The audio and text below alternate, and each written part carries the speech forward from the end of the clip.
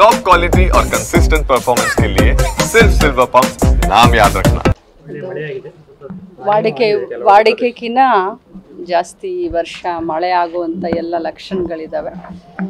ಮಳೆಯ ಒಂದು ಅವಾಂತರವನ್ನು ಕಂಟ್ರೋಲ್ ಮಾಡಲಿಕ್ಕೆ ಮುಂಜಾಗ್ರತೆ ಕ್ರಮವಾಗಿ ಈಗಲೇ ನಾನು ಹೋದ ತಿಂಗಳು ಬಂದು ಮೀಟಿಂಗನ್ನು ಮಾಡಿ ಮುಂಜಾಗ್ರತೆ ಕ್ರಮವನ್ನು ನಾವು ತೆಗೆದುಕೊಂಡಿದ್ದೀವಿ.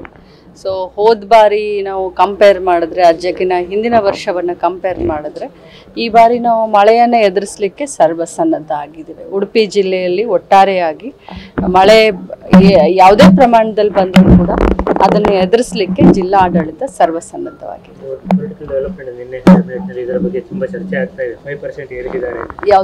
ಯಾವುದು ಅಲ್ಪಸಂಖ್ಯಾತರಿಗೆ ಏರಿಸಿದ ಬಗ್ಗೆ ಸಾಕಷ್ಟು ಆಕ್ಷೇಪ ಕೇಳಿ ಬರ್ತಾ ಇದೆ ಬಿಜೆಪಿ ಅವರು. ಬಟ್ ಅದು ಕೇಂದ್ರದ್ದು ಅಂತೇಳಿ ನಿಮ್ಮ ಕಡೆಯಿಂದ ಸಮರ್ಥನೆಯೂ ಬಂದಿದೆ. ಖಂಡಿತವಾಗ್ಲೂ ಅದು ಕೇಂದ್ರ ಸರ್ಕಾರದಿಂದ ಆಗಿರೋದು, ಅದು ನಮ್ಮದಲ್ಲ. ನಮ್ಮ ಕ್ಯಾಬಿನೆಟ್ನಲ್ಲಿ ನಾವು ಒಪ್ಪಿಗೆಯನ್ನು ಕೊಟ್ಟಿದ್ದೀವಿ. ಆದರೂ ಕೇಂದ್ರ ಸರ್ಕಾರದಿಂದ ಏನು ಒಂದು ಆರ್ಡರ್ ಆಗಿ ಬಂದಿತ್ತು ಅದನ್ನು ನಾವು ಪಾಲನೆ ಮಾಡಿದ್ದೀವಿ ಅಷ್ಟೇ. ರಾಜ್ಯ ನಾಯಕರು ಹೋರಾಟ ಮಾಡ್ತೇವೆ ಹೇಗೆ ಅಂತೆಲ್ಲ ಹೇಳ್ತಾ ಇದ್ದಾರೆ. ನೋಡಿ, ಯಾವತ್ತಿದ್ರೂ ಬಿಜೆಪಿಯವರು ಮೊಸರಲ್ಲಿ ಕಲ್ಲನ್ನು ಹುಡುಕುವಂಥ ಕೆಲಸವನ್ನು ಮಾಡ್ತಾರೆ. ಅವ್ರಿಗೆ ರಾಜಕಾರಣ ಮಾಡಲಿಕ್ಕೆ ಬೇರೆ ವಿಚಾರಗಳು ಉಳಿದಿಲ್ಲ. ಮೊದಲು ಗ್ಯಾರಂಟಿಯನ್ನು ಟೀಕೆ ಮಾಡಿದರು, ಗ್ಯಾರಂಟಿ ಅನುಷ್ಠಾನ ಆಗೋದಿಲ್ಲ ಅಂತ ಹೇಳಿದ್ರು.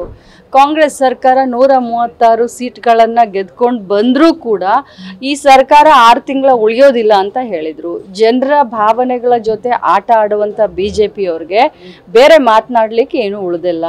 ಸೊ ಸುಮ್ಮನೆ ಒಂದು ಜನರ ದಿಕ್ಕನ್ನು ತಪ್ಪಿಸ್ಲಿಕ್ಕೆ ಈ ರೀತಿಯಾದಂಥ ಹುಚ್ಚಾಟಗಳನ್ನು ಅವ್ರು ಮಾಡ್ತಾ ಇರ್ತಾರೆ. ಪತ್ರಿಕೆಯಲ್ಲಿ ಗಮನಿಸಿರ್ಬೋದು, ಬಿ ಆರ್ ಪಾಟೀಲ್ ಅವರೊಂದು ಜಮೀರ್ ಖಾನ್ ಅವರ PA ಜೊತೆ ಮಾತಾಡಿದ ಆಡಿಯೋ ನಮ್ಮ ಸರ್ಕಾರದಲ್ಲೇ ಹೀಗೆ ಆಗ್ತಾ ಇದೆ ಹೇಳಲಿಕ್ಕೆ ಮುಜುಗರ ಆಗ್ತದೆ, ವಸತಿಗೋಸ್ಕರ ಹಣ ಕೊಡಬೇಕಾದ ಪರಿಸ್ಥಿತಿ ಬಂದಿದೆ ಅಂತ ಹೇಳಿದ್ದಾರೆ ಹಿರಿಯ ಸಚಿವರು. ನೋಡಿ, ಬಿ ಆರ್ ಪಾಟೀಲ್ರು ಹಿರಿಯ ಶಾಸಕರು. ನಾನು ನಿನ್ನೆ ರಾತ್ರಿ ಉಡುಪಿಗೆ ಬಂದಿದ್ದೀನಿ. ನಾನು ಅದು ಏನು ಬಂದಿದೆ ಅಂತ ನಾನು ಏನೂ ಗಮನಿಸಿಲ್ಲ. ಈಗ ತಾವು ನನ್ನ ಗಮನಕ್ಕೆ ತೆಗೆದುಕೊಂಡು ಬಂದಿದ್ದೀರಾ. ನಾನು ಅವ್ರ ಹತ್ರ ಮಾತಾಡಿ ನಿಮ್ಮ ಎದುರುಗಡೆ ಉತ್ತರವನ್ನು ಕೊಡ್ತೀನಿ.